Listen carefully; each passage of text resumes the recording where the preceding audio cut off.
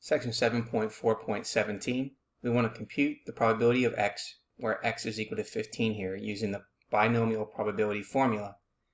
Then determine whether the normal distribution can be used to estimate this probability. If so, we approximate p of x using the normal distribution and compare the results with the exact probability.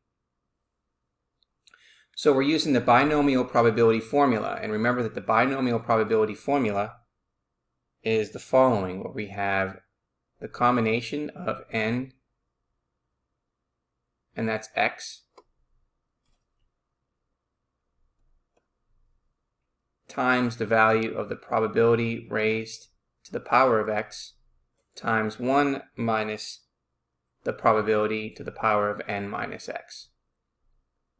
So let's go ahead and do that. So we have n, which represents 50, and the combination with x being 15, times the probability, which is 0.15 raised to the power of 15, times 1 minus 0.15 to the power of 50 minus 15. Okay, so what we can do is we can use the calculator here to find this result. So let's go ahead and do that. So we're going to do the combination first. So we're going to put in the number 50.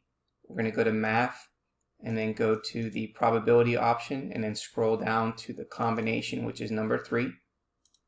And then the value of r is going to be 15. And then we're going to select enter. Then what we're going to do is we're going to multiply that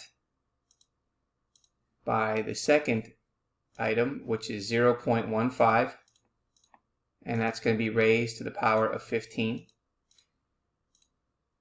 And then we're going to multiply that number by 1 minus 15.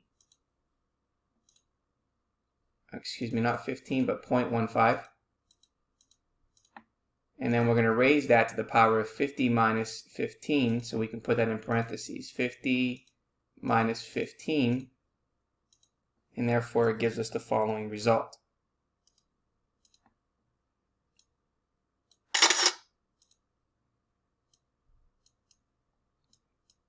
So therefore, we get 0.0033. Okay, now, before we move further to determine if the normal distribution can be used, we can also use StatCrunch. Okay, so if we want to find this result, we're going to go to Stat, and then Calculators, and then we're going to go to Binomial.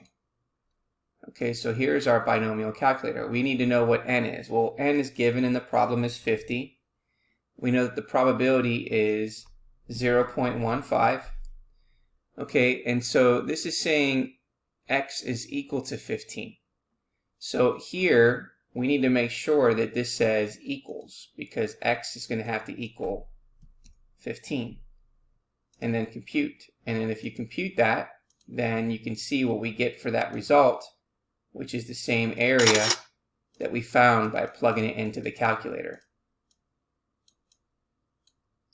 So therefore, there's the area as well. So we get the same area. Now, what we need to do is we need to check if the fact that n times p times 1 minus p is going to be greater than or equal to 10. So we know that, again, that n is 50. We know that p is 0.15. And then it's going to be 1 minus 0.15. We want to see if it's going to be greater than or equal to 10. When we multiply that all out, and let's just do that real quick here. If we take 50, multiply that by 0.15,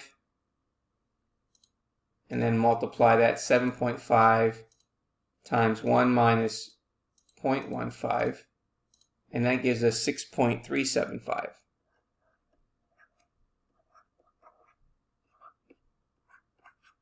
Well, this is false, because 6.375 is not greater than or equal to 10.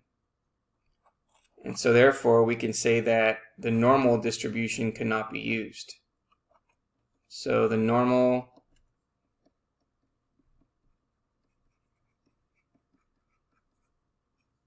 distribution cannot be used.